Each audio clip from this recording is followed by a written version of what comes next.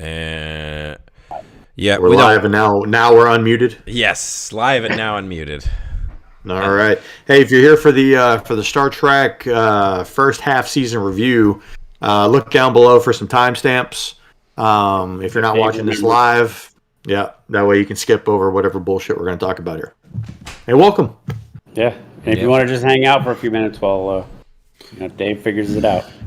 I actually I think I can add in the chat on the screen. I think I'm gonna Yeah. Hey, while you're here, if you're watching this, give us a like, give us a subscribe. That would be great.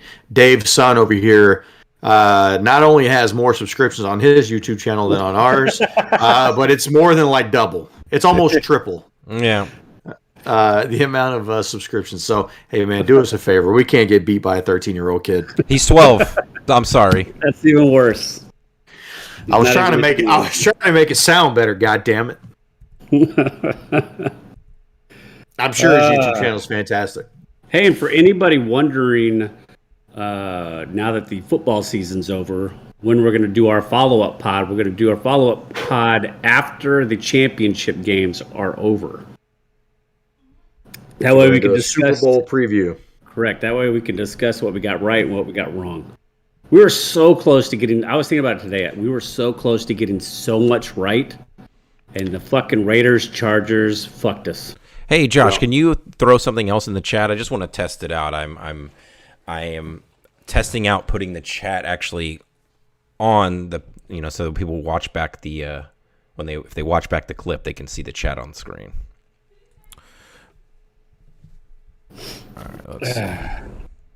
I do see it, but it's not really in the greatest spot there. Let's see.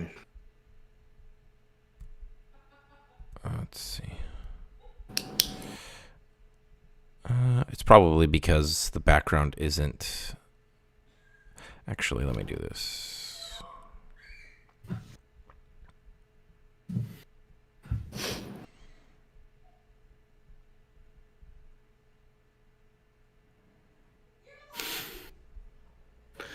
Anyway, in the meantime, I hate you. What'd you type? Hashtag things we could have done off stream. Hey, look. Yeah. All right, look. There's I'm just gonna nothing leave. like silence. Look, I'm just gonna leave it there. We're just gonna roll with it like that for now. I'll figure it out later. Oh man, this was a great week of vacation, man. I'm sad I gotta go back to work tomorrow. I am not ready to go back. My vacation starts Tuesday. Noise. My vacation starts the 28th when my my wife and kids go on a cruise without me. Oh, you're gonna let your family go on a cruise, Dave? Yeah. Are you taking care of the pets or what? I'm working, so. Oh, Dave, let me tell you a little something about a worldwide pandemic known as the coronavirus. Yeah. Okay. It's a Disney cruise. By the way, okay. I don't think the Mickey Mouse ears are going to deflect the fucking Omicron. Well, Omicron. everybody that's going is vaccinated, so it is what it is. They're going to come back with some fucking hybrid Deltacron. Hey, look, that's fine. That'll be me working from home for 14 days. Sounds like a fucking extra vacation. That's about how long my vacation is. I think it's like 11 or 12 days. But I mean, look, I'm gonna be in the house by myself, Josh. Don't try to spoil this for me. All right, I'm just gonna be chilling. This is gonna be great. You're just gonna have your wiener out sitting around. Yep. Hey, dude, like, look, that Saturday, we could do an afternoon pod. Oh shit! I'm just saying. I work, Dave. I don't have to work, so I can do it. Oh, okay, well, look, y'all do a fucking, y'all do a little Star Wars book pod. Hey, speaking of books, how are both of y'all coming with? I'm not. I haven't listened to another goddamn second of that book yet. What's wrong with you? I've been busy, Dave. Hold on, let me look where I'm at. I still have. I'm on chapter 9. Oh shit! Okay. I'm on chapter 2. I don't know, whatever the title of chapter 9 is. Oh no, sorry, chapter 10. I'm halfway through chapter 10. That's pretty good. Well, good for you guys. All right. Well, hey. So much easier to listen to. Hey, Fossil. What? What are you doing on April 14th? Oh my God, that's so far out. I don't know. You're going with. I know what he's doing. Yeah. What day is it? It's a Thursday. Okay. Well, on a Thursday, I'm usually off on Thursdays. What about Friday? I usually work on Friday. You'll need off. Can you request off? It depends on what is it for? What It doesn't. do you guys... Just know that it's important, and we're doing this as a former band / current podcast. Some kind of concert where I'm going to hate like every band involved. Yeah. No, you're not going to hit every band involved. In Flames is going to be there. Actually, Trivium is going to be there. Hey, look, I listened to that album. I would say the one that Dave sent me. What was the title of that one? Reroute to Remain. Okay, so that one, I would say 50 to 60% of the songs were pretty solid. That one that Adrian sent me, besides that one song, the rest of them were not that great. Too much Cookie Monster. Their more recent albums are singing. Yeah, the singing, the more they sing, you the you more I don't like like the songs. But you're going to go with us on a road trip. We're going to Corpus. Yeah. Corpus. We're going to go see Megadeth and Lamb of God. And Trivium and In Flames. So Trivium. You're dragging me to Corpus to see Trivium? And, yeah. And Megadeth and Lamb of God. Megadeth sucks. Okay, so you're going to go, and I need you to request off for that. Yep. I'll see what I can do. No. Actually, tickets should have gone on sale today. I need to go look see how much the tickets are. Dude, I was looking at, so the Eagles are coming to town. Philadelphia Eagles? Nah, dog, the Eagles. Oh, a good band. Minus Glenn Fry, rest in peace. Yeah. They got Vince Gill coming with them though, dude. Like I'm super interested in seeing that. Anyway, I looked up tickets. So the cheapest ticket, like nosebleed back of the house ticket is $130. Yikes. Dude, I got And then they go all the way up to $2,400. Okay, so get this. So college football. Next year, I'm a Miami Hurricanes fan, for those listening. They are traveling to Kyle Field to play Texas A&M. So I was like, okay, that's just right up the street, basically. Yeah. So I was like, I mean, the stadium holds like, I think 80,000 people. There's got to be 3 cheap tickets for me, my son, and the wife. Go check it out. Like, why not? Dude, the cheapest tickets were over $200 a piece in some of the worst sections in a stadium that you would ever want to sit in. I believe it. I was just like, holy shit. I think we should get this thing started. Oh, okay. Go ahead, Dave. I don't know the intros. All right. Remember when we used to had different people do the intros? Remember that? I know. I was thinking about that the other day, but then somehow I got roped into doing all of these recaps. Yeah. And Dave, you're just not very good with the intros. Josh nails it. So, look, I just laugh a bunch. It's funny that we laughed way more before we introduced the YouTube aspect.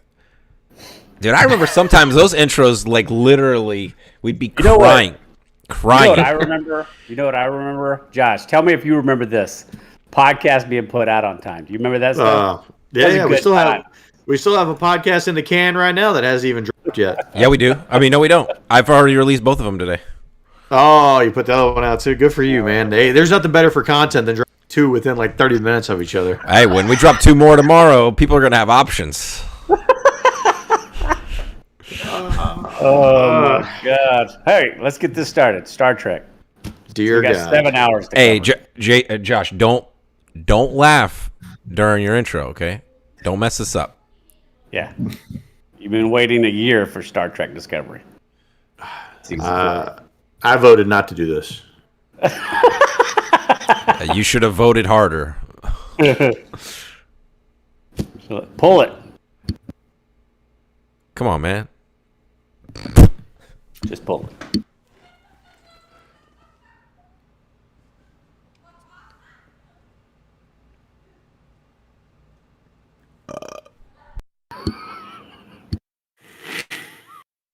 Man, you know we are live on the internet. I just want you to know that. I know. I'm trying not to laugh. Now y'all got me psyched out over here. I'm like Nick Folk. Yeah. Do it. Pull it. Pew, pew, pew, pew. Tremor totem engaged.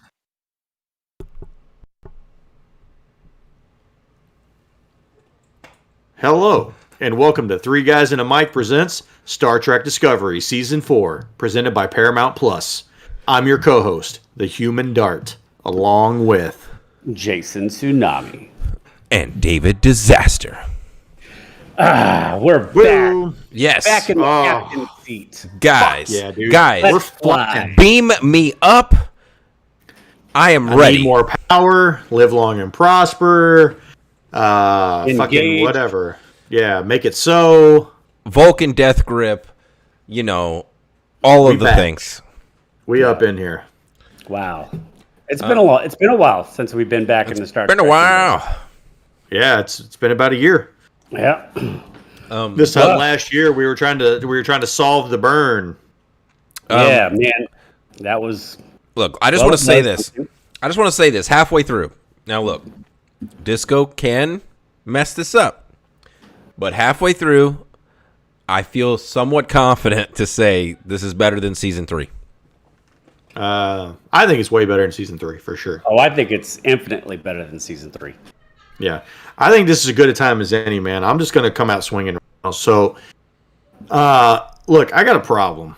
Uh-oh. Okay, so today I was looking up Rotten Tomatoes scores for a particular show. The name of this show is and Just Like That. So for those of you that don't know what that is the kind of sequel series to Sex and the City. Mm-hmm. Okay, they brought back like most of the original cast for Sex and the City, and look, man, the OG Sex and the City series, fucking fantastic show. If you haven't seen it, you should go watch it. It's absolutely worth your time. But man, this sequel series is fucking rough. It's rough-ski. Okay?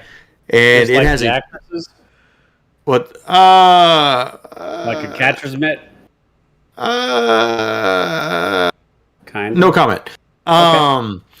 But it has an audience score of a 27% right now. Yikes. Okay? That's pretty bad, right? We could agree on that. I can't wait to see how you tie this into Discovery. So I thought, hey, you know what? We're talking about Star Trek Discovery today. Let me just take a look. Let me see what the audience score is for this. What do you guys think? For season 4 specifically. Yes. I'm guessing that it's worse only because that's why you're bringing it up. That you brought it up. So, I mean, 23. If I had to guess, and you're bringing it up, it's in the 20s. But if I had to guess before you said all that, I would have said 62. I would have said probably like 56. Yeah, 20%. 20? 20%. So I thought, you know what? Let me go look at the comments, right? And in my head, ruined your day. In my head, I know exactly what these comments are going to be, but I just wanted to see them. Hey, before you go off into this, yeah, I have to assume that the critic score is 85 plus. It was high. I don't remember what it was, but it was high. Okay, look it up, Dave, while Josh ramps. All right. So, and look, I did take the time to watch a couple other videos on the YouTubes after this because then I wanted to see what other people were saying. I try to avoid that stuff as much as I can, but they were throwing terms right out there like garbage and trash. And the comments on, Rotten Tomatoes were woke Trek. And, they were upset because everybody was in their feels. And what was the critics? 92. Yeah. Everybody's in their feels. And there's a lot of conversation around like them forcing transgender people on the show. Look, I just want to talk about this for a second. Like, Dave made a comment the other day to me about, that I just find ways to enjoy things. I just enjoy things. Like where you guys find problems. So like spoiler alert, we're doing Boba Fett episode 3 after this, and I liked the episode. I thought it was okay. I thought it was fine. And I have a feeling Dave and Jason aren't going to like it.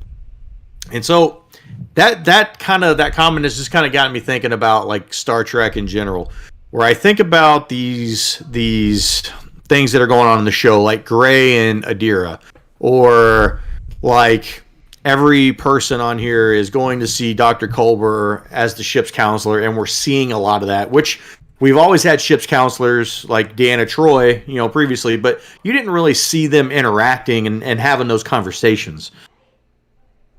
Think about, like, if you're a sci-fi person, right? So like we're all into sci-fi, but think about all the people in the world that are into sci-fi, and there's probably some pretty unique characters, right? Think about the fact that a lot of these folks that are super unique right now can watch a show that has somebody that looks like them in it. Mm-hmm. Absolutely. Right? like I have a black female captain of a starship, right? I have a gay couple on here that is the lead in engineering and the ship's doctor / counselor, right? I have a non-binary couple, right, on the show as well. I mean, there's so many cool options for people on here. And one of the reasons why I wanted to pull this back to the Sex and the City conversation was Sex and the City this year just came back. It's 20 years later. They're wedging in a lot of the same things. And it's very cringy because they're like walking the viewers and the actors in here through it like they're second graders, right? And the thing I appreciate about what Disco does is it's just here, right? Hey, here's Gray. This is what Gray does. We're moving on. And we don't stop to acknowledge that Gray is this, Gray and Adira are these non-binary people, and we have to make sure we say they and them. Like, it's just understood. It's part of the game already for Star Trek, right? So I feel like Star Trek treats us like adults, puts that stuff in there, right? It gives them an opportunity to represent a group of people that definitely watch the show. Look, there was one person I watched reviews on.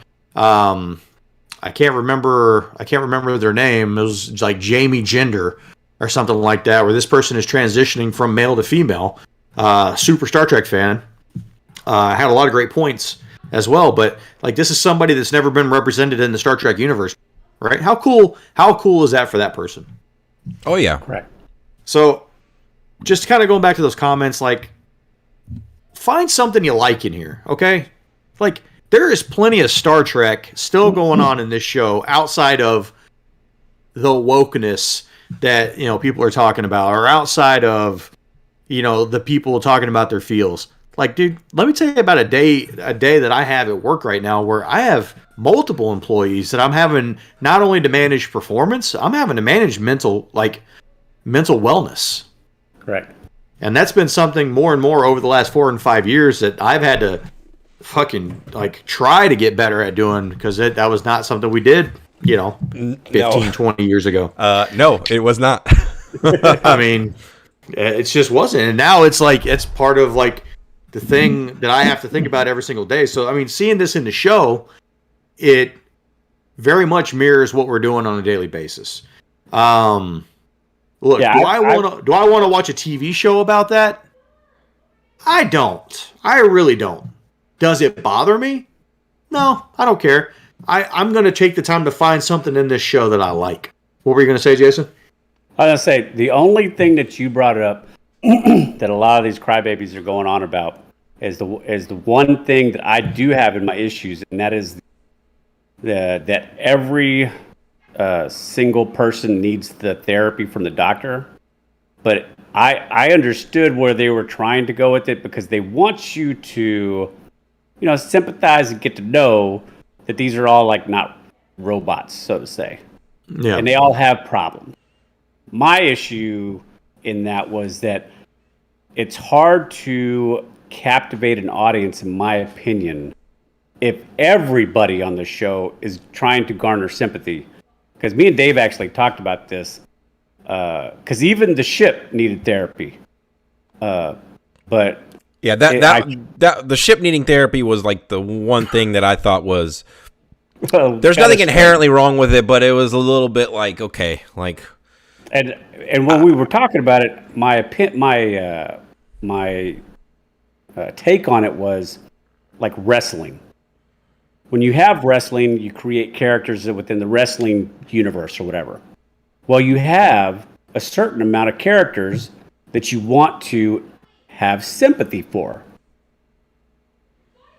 And it works as a dynamic because you have one wrestler who's, say, the alpha male. Then you have another one that's trying to garner sympathy. They want you to root for the certain person. I don't think the dynamic works if every single wrestler is garnering sympathy. And I think that's the only issue that I have on that frame of reference. The fact that people need therapy is fine. I mean, to acknowledge the fact that, let's say PTSD, they don't actually say that in any of the episodes, but every one of these people have experienced near-death experience, 5, 6 times now? 7 times? Yeah, I mean, not to mention, like, leaving any of their loved ones' families 932 years in the past. Correct. Yep. They're all dead. Like, when you made that jump, everyone you ever knew that you ever loved That wasn't on the ship. died. Yeah, they died. Yeah. So look, I didn't want to veer too far off here, but like to give the show a rating like that low of like down to 20% because of the wokeness of the show, like, look, at that point, whatever. You're not really watching the show. At the end of the day, it's fine. Don't watch it. I mean, look, is this? I hate that term, but is this the most woke Star Trek in history time? Oh yeah, absolutely it is. But like, if you hate it that much, don't watch it. Don't rate it. Go away. Wait for Strange New Worlds to come out later this year. We're gonna have Captain Pike and Spock on the fucking Enterprise again. Okay. And heaven forbid, I hope they don't have a ship's counselor. Anyway, we're not here to talk about that necessarily. We're here to talk about the first half of Star Trek Discovery Season 4. Correct. So, Star Trek's doing something a little bit different this year. I think Paramount Plus is smart, and they're trying to keep people subscribed for another month and a half. Josh, they're trying to keep people engaged. Oh, I like it. Come on, man. Come on. That was low-hanging fruit, man. That was good. So we get 7 episodes, and then we get a 6-week break, and then we come back in with 6 more episodes, I think, at the end, if I'm not mistaken. Yeah. So this is an opportune time to do the half-season breakdown. Yeah. Usually, guys, I do a quick recap. I tried to make this quick. It is 7 hours of Star Trek. So let's just jump in this shit. Let's do it. It's been 5 months since the end of Season 3 in our Discovery timeline. Saru is on his home planet, fostering Su'Kal, the boy who screamed. Burnham is busy delivering dilithium with former Federation members, attempting to help reform the once great Federation. A distressed space station pulls Discovery for assistance, leading us to this season's existential threat, an anomaly, 5 light years wide, that immediately destroys Book's home planet, killing his brother and nephew. Saru rejoins Discovery after rumor or word of the anomaly makes its rounds. As Burnham's new number 1, Gray the Ghost is presented the opportunity to get a robot body, and Book struggles with his loss. Burnham's mom does make a return to help Tilly and Burnham hunt down a Quatmalat who's stealing dilithium and discovers a new alien race. Stamets, Book, Adira, and the rest of the science group, along with the Navarre, are in league with the Navarre to solve the riddle of the anomaly. Tilly takes some time off Starfleet to help some Starfleet Academy cadets and managed to only kill one of them. Burnham and Saru helped bring the Navarre back into the fold of the Federation after tense negotiations break down.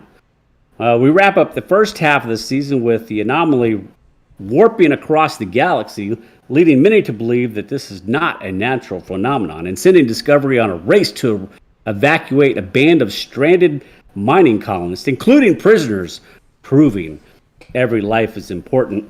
as Stamets and the new to the show genius scientist Tarka almost destroy the Discovery, replicating a miniature version of the anomaly. We come racing across the finish line with Disco, and everyone on board almost being destroyed inside the rift left by the anomaly. And with the fledgling Federation in the balance, all the members come together for an important vote. Make first contact or fire an experimental weapon created by Tarka.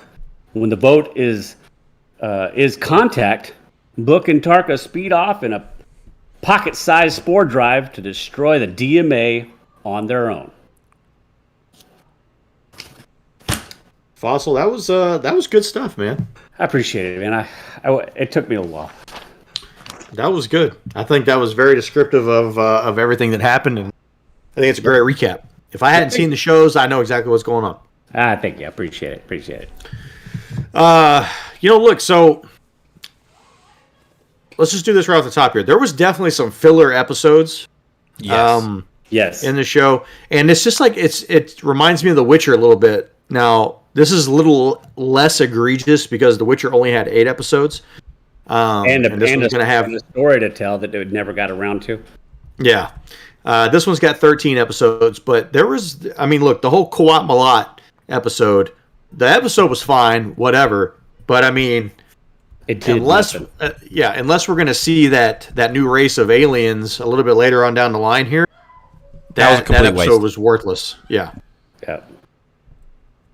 Yeah, I said in my notes I have it says, oh crap, I lost my place in my fucking notes. It does feel as though we are, and at least this first half of the season, there is a interesting overarching story while not doing a bunch of the episodics, but there are a few, and like to what you just said, the one with the Kuat Malat, like there was really nothing in that episode that really got us moving. Yeah, the same thing with episode 4, the Tilly episode. I think that episode is very, very good. I really enjoy that episode, and I think that was like very much like old school Star Trek. Send some people down, do the thing, right? Have a good mission. And I thought Tilly showed up real well in that one. I didn't appreciate your dig on Tilly there. I thought Tilly showed up really well. She put her own life on the line to fucking take that giant bug away from the... She only got one of them killed. To be fair, I would say that guy got himself killed. So, there you go. I would say for me, I don't know what kind of specific format we're going here, but over the course of the first 4 episodes, I felt like the season kind of meandered a little bit. Correct. Yeah. The only thing we got was just we really saw the introduction of the DMA and saw it kill Book's planet. Yeah. And it just kind of felt like where are we going with this, right? And because in that same time during that 4 episodes, you get introduced to the fact that Gray's going to get a body. Yeah, you're like, okay. And then what?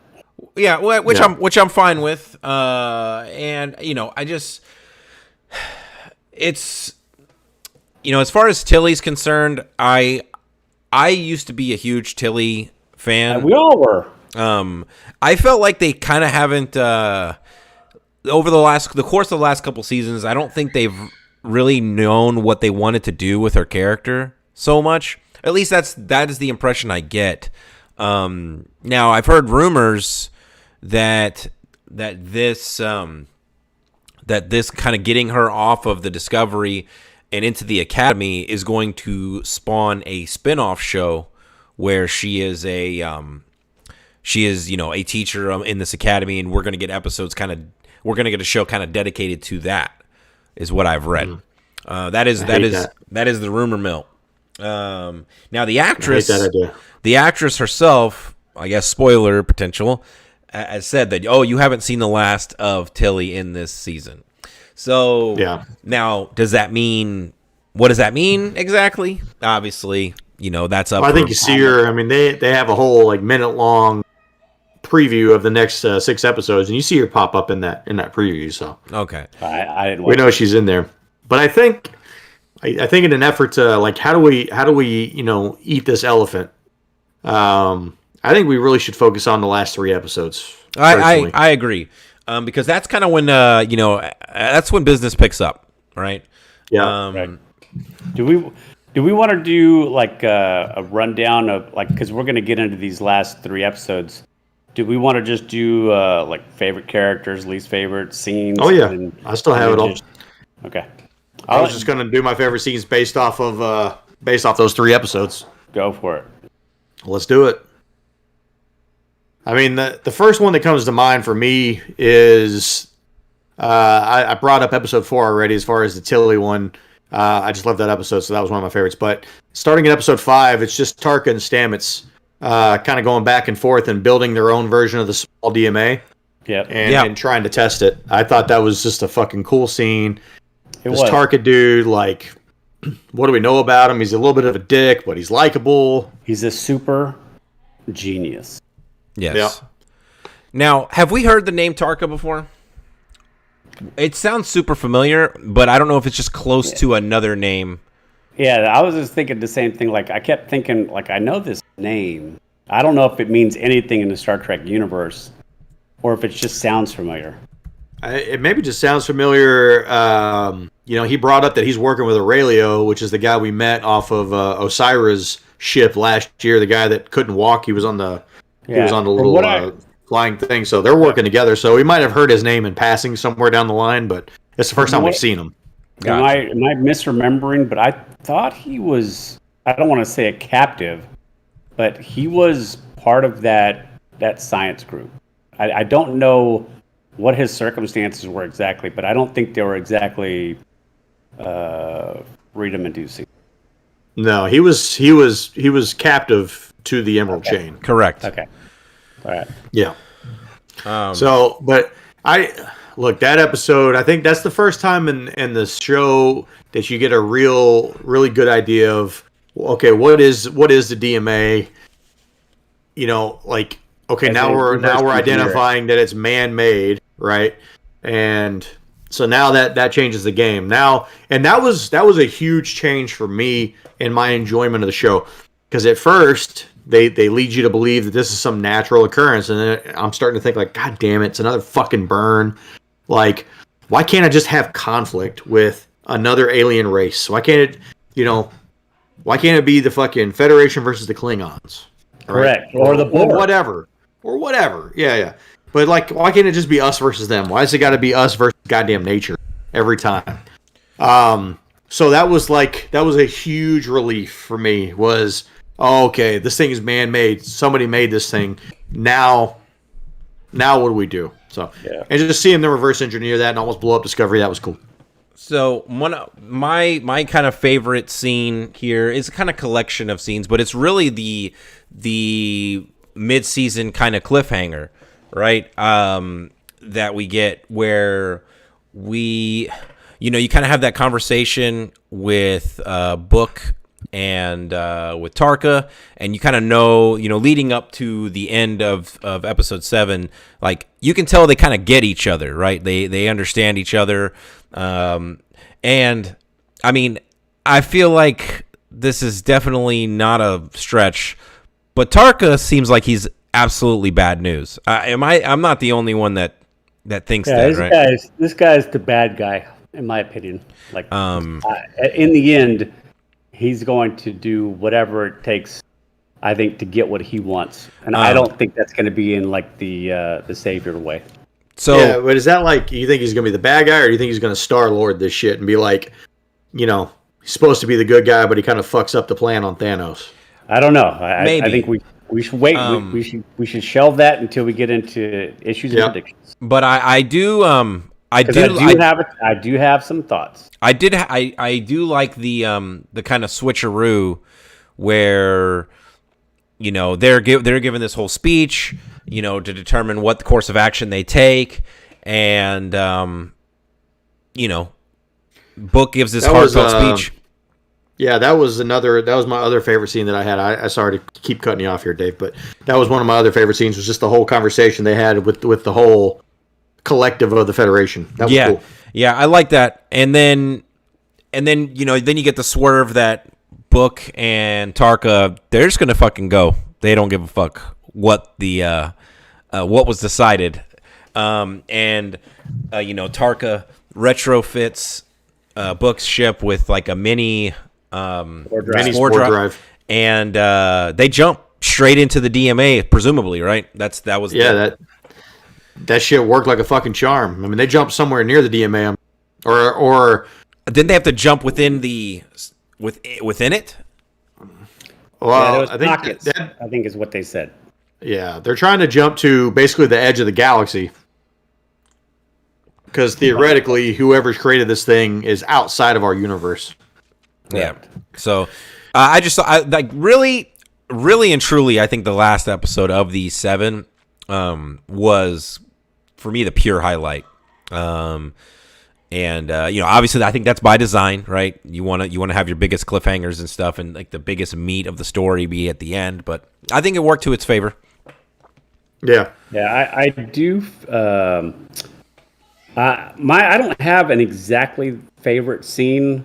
What I have is like this little web of a story that's being told, where Book is being slightly manipulated.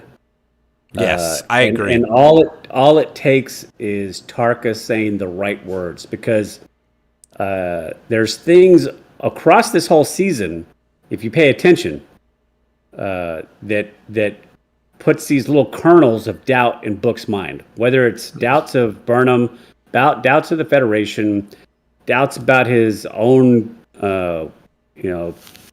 perseverance, or his outlook on life in general. And then, like even with the scene at the prison where Burnham lets the one guy stay behind to die. Yeah. And so all it took was Turk saying just a few of the right words, and he was able to turn Book to the dark side. Yeah. Yeah, I mean, he was waffling, man, the whole time. He was riding that fence because, I mean, look, he watched his home planet fucking get destroyed by this thing. Correct. So, I mean, how does Princess Leia feel? You know what I mean? Correct. So, correct.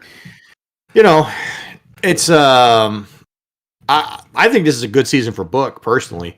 I like.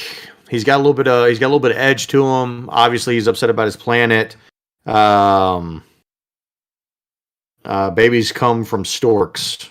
They're Reg. He's got a little edge to him this year. I like it. He's not in Michael Burnham's shadow right now. I just want y'all to know that's Gomez, if y'all didn't already know. Yeah, no. Okay. So I noticed that none of us had in like a favorite scene or favorite storyline or whatnot. None of us had the sentient computer. No, I didn't. I didn't. I like my computers to be helpful and shoot straight, not to get into their own feeling. Yeah. I was not a huge fan of that.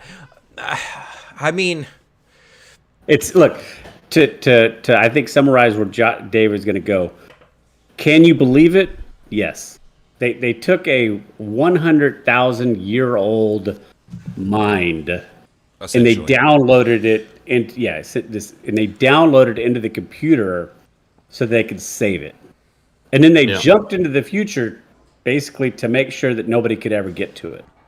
So it's part of the ship.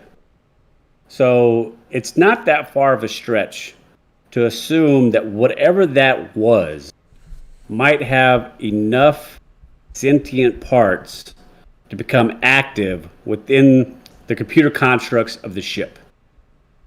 I'm just not a fan of it, though. Yeah, it's they took this old trope, Skynet, right? Yep. And or HAL 3000 or whatever, I can't remember from Space Odyssey. Space Odyssey, yeah. So they take this old trope, and that's immediately what I thought was like, hold on a second. The captain just told you, like, we need to know where these coordinates are, and you're like, you know, I don't really want to do that because I think it's going to put you in a bad spot. That was a little bit of an eye roll for me because I was like, God damn it, really? Yeah. Like, what are we doing? I thought I kind of liked the end of that conversation though, where, you know, look, they went ahead and signed her up for Starfleet, and now she's got to listen to the captain. Like, that's going to make everything okay, and I'm sure we're never ever going to have another problem with Zora again. Oh yeah, she's not going to become the new Borg or anything. Yeah. I wish. I mean, look, we already. Yes, I would. We already somehow created a consciousness and a body, for Gray. Like, I just kind of wish, and I know that was the conversation was, look, if they got to pull it off the ship, they'll do that and put it into a synth body. Can we just do that? Yeah. Can we just do that already? Can I get the version, the Discovery version of Data? Yeah, exactly. That's what I was thinking when I they thought brought that it they were up. going to go with that, but the ship said no. No. Well, basically, it was like we didn't know what would become of that, and she had grown attached to being the ship. Yeah, so basically, we're not getting a body. Correct. Right. I was like, I would have actually preferred to get the body, and then you could have had, well, it depends on. I mean, Zora sounds fine. You know what I mean? Fine as Zora. Fine as Zora Discovery. My thing was that I would have enjoyed that because you would have gotten this 100,000-year-old mind of knowledge, but in this newly discovering what it is to be humanoid, I guess. Yeah. A la like a Data later in his, tenure. Yeah. Dude, I would have been. I think that would have been much more impactful had that been the case. Maybe. I mean, look, it's we still go in there. We'll see. I don't know. I mean, look, they put a bow on it nicely here for the mid-season deal, so I'm sure it's going to come back up again. Maybe next season. I was going to say the next half of the season, but maybe next season. At some point, it's going to be a problem, I feel like. But for now, it's whatever. At least she's given the information that she needs to be given over. So we're assuming that Zora is nobody's favorite character. For the first half of the season. That's correct. So my favorite character, and I'm going to be honest, I feel like this is not even debatable, but it's Dr. Culber. I mean, he's literally the reason why the ship continues to function. If I remember correctly, Dr. Culber was, I think he had the most favorite characters last year as well.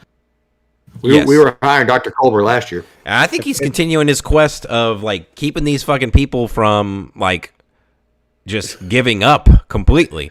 If we were voting MVP, yes, but he's not my favorite character. That's fine. And look, that's fine. I'm sure your pick is fine, but I mean, I think Culber definitely needs some love here. I mean, he's helping Book work through things, even though Book decided to just go with some random guy that he doesn't even know.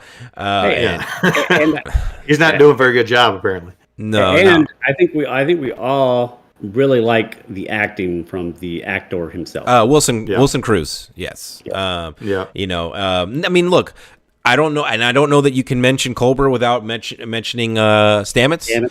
I mean, I just think those two, they're the heart and soul of Discovery, in my opinion. Absolutely. And they're the only romance should be taking place on this ship. No, because they have a very realistic relationship. I think those are 1A, 1B characters for me, and I don't think Stamets is getting a lot of screen time this season. It seems like, or maybe that's just me, but it seems like he's not quite the fixture of the.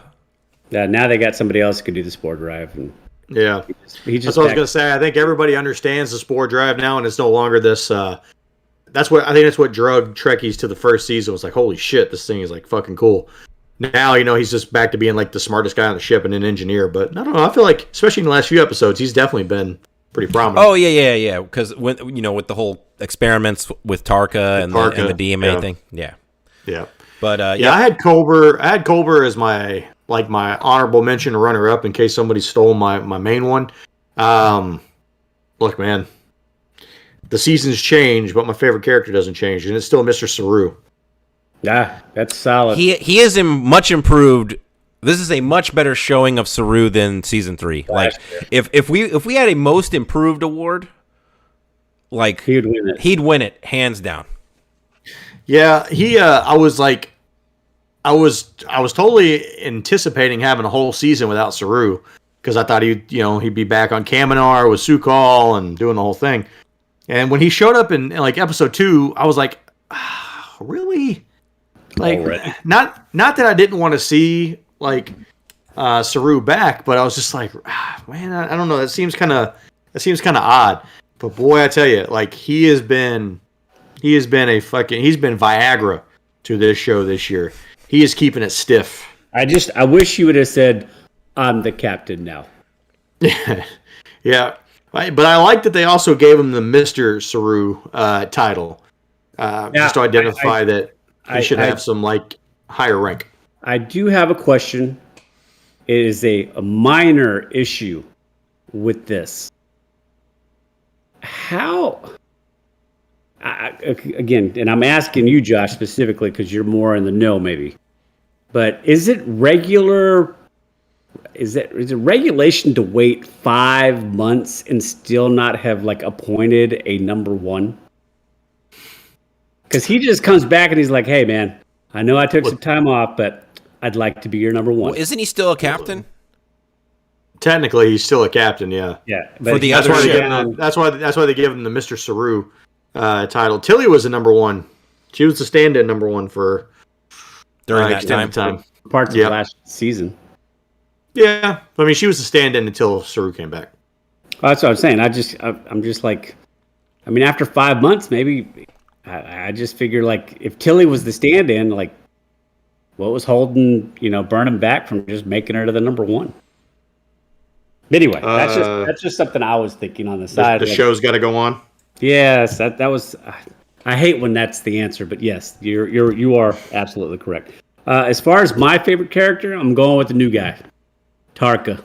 He's good. I don't know.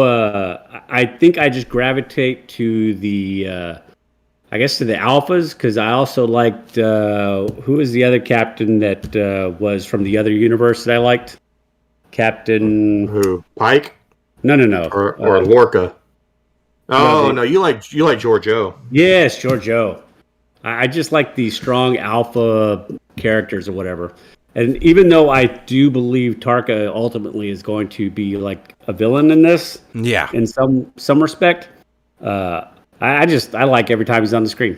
He gives no fucks about the Federation. He doesn't give shit about anything except for what he is trying to get done. My kind of guy.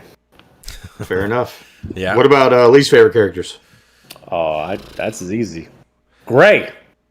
I didn't like that bitch last year.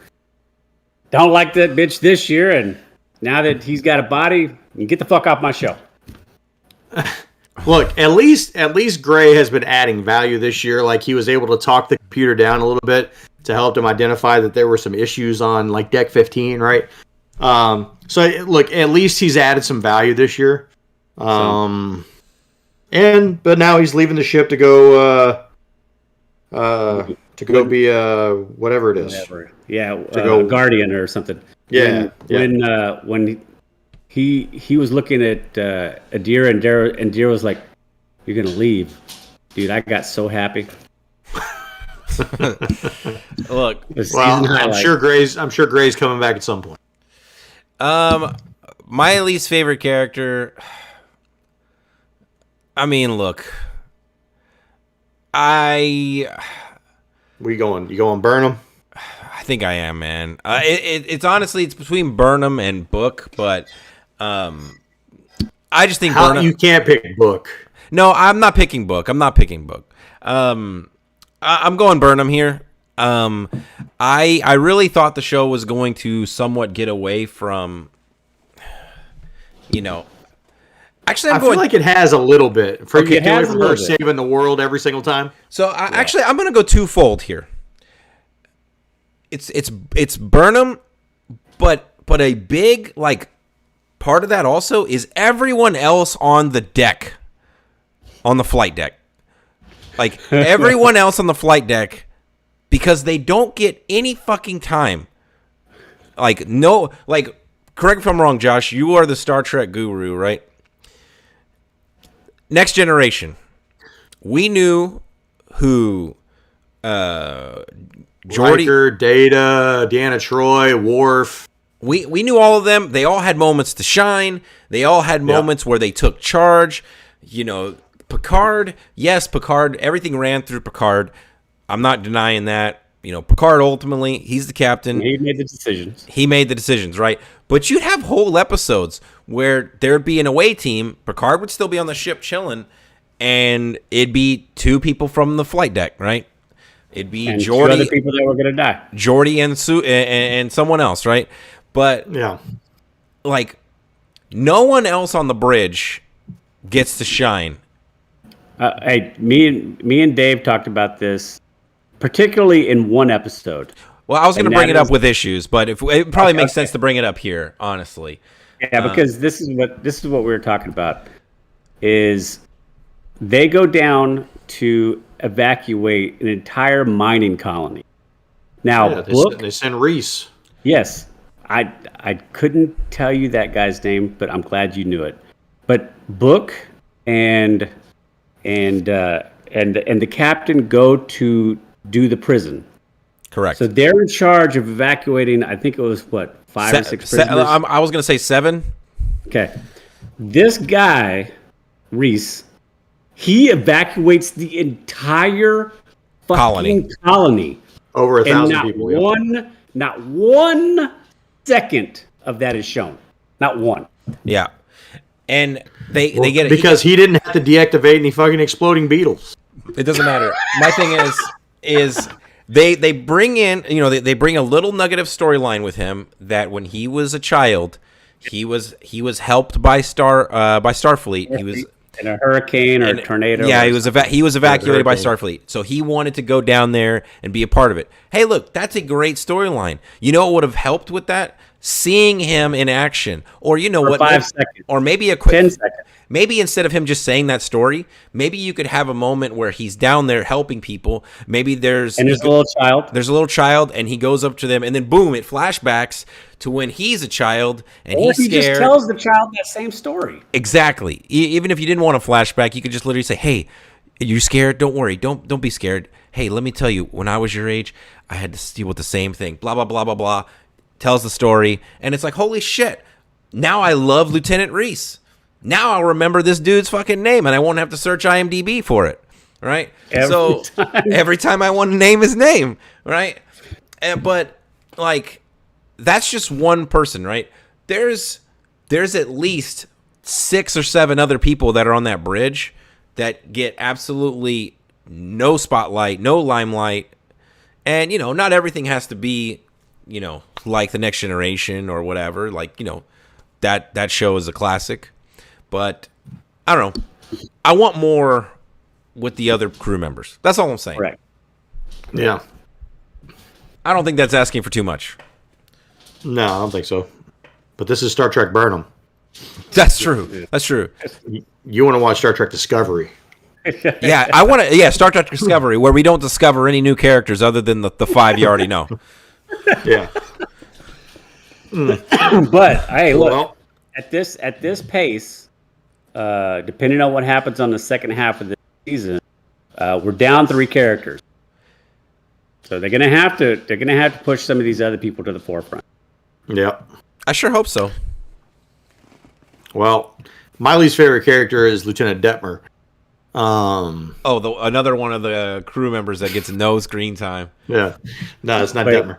I was about to say, how could you even not like Detmer? She doesn't do anything. She flies the ship, doesn't she? I don't know that she's had like I don't even. She's definitely had a line because she's the one that had the navigation. Yeah, so she's had like maybe 10 lines throughout 7 episodes. Hey, look, if she's making money, that's all that matters. She's crushing it. So my least favorite character is a new character this season. It's President Rillick. Yeah. Yeah, she's And- pretty rough. And this leads into like kind of my first question, really here for the show. But like, I'm trying to figure out really what is her agenda. Like, something's not right. I think it's obvious that she's not going to be the same way you guys feel about Tarka is eventually maybe being a bad guy. I think she could eventually be the big bad for the show here. As far as overstepping her Federation authority? Yeah. Well, yeah, but this bleeds into another question I have is, like, who really created the DMA? So, do we want to get into theories now? Because I got one. Okay. Me and Dave, we spun up a yarn. The Federation created the DMA. No. So Dave, did you see that text message that I sent you earlier? let me see. Hold on. On the what if? Let me see. What if the Federation created the DMA? No. I'll let you. To get these other planets on board. That would be fucked up. Look how fast Navarre signed up. So go ahead. You go ahead with your theory first, Jason. I just read what you sent me. Well, I mean, it ties in with yours. So, well, What does if? it though? I mean, yeah, because I mean, all of it's the same that you and me had talked about as far as who's at the center of this power source. So my theory. source. Okay, my theory is that the reason why Tarka is all in on getting to the center of this DMA is they've already acknowledged that this thing is like a wormhole, correct? Yeah, it's a dark matter anomaly. So, and we know Tarka says he's from an alternate universe, right? Yeah, that's what he said to Book, if that's true or not. So, and he said that him and his friend were supposed to meet in this other universe, if they got separated or whatever. I think his friend is at the center of this DMA. Tarka's friend. And I think this DMA was caused by an attempt to travel through a wormhole through some type of interdimensional device or like spacecraft or whatever ship. That they were both working on. Yes, that they were both working on. That's why that's why he knows it, because he's worked on it. Right. And to drive that home, he literally built a miniature version of this within a span of a few weeks from the first time the DMA showed. Yes, because he's intimately familiar with its design because he helped to design it. But I'm guessing that at some point, whatever this explosion was that was caused by whatever this experiment was, went out of control, and that's why we're in this mess. Yes. So do you think if we're going to follow that theory, do you think they mean to use this thing as a weapon? No, I think here's the thing I thought today. What if this friend, because he doesn't mention anything other than partner, what if this partner is an alternate universe version of himself? Like this universe's version of himself. Like they did in season 2 where they had, the mirror universe. Yeah. Yeah, I mean that definitely. I think he specifically called out that we're not talking about the mirror universe here. So, I was thankful of that because I fucking hate the mirror universe. I like the mirror universe, so I don't know if that's where we're going with it, but let's just say that he was in coercion or working with another version of himself because he's already said he really loves himself in the show. Yeah. And they created something that got out of control. And his other version is, I guess, stuck wherever this power source is.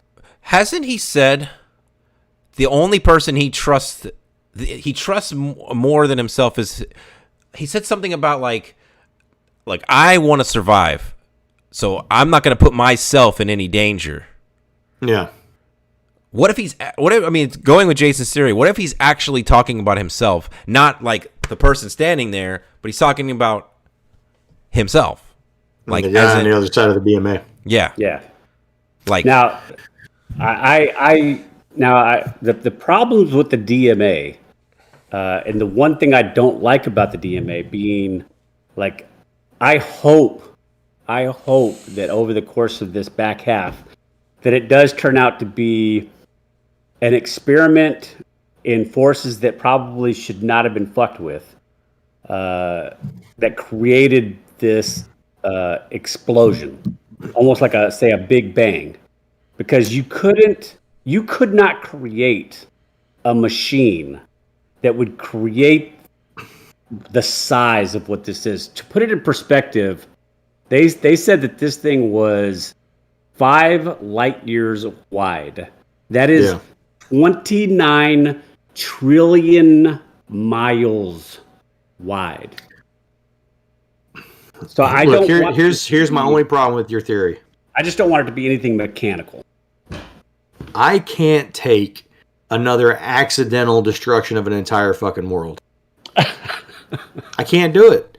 Like, Su'Kal screamed and accidentally blew up all of fucking Starfleet and anybody else that used dilithium. I can't do that again. I can't believe that this is somebody on the other side who was trying to travel through and they accidentally destroyed this asteroid belt and they accidentally destroyed Quajon. Like, Star Trek won't do that to me again. Okay, now I don't think that we're going to have a situation like that, but I will point to, like, if you're familiar with what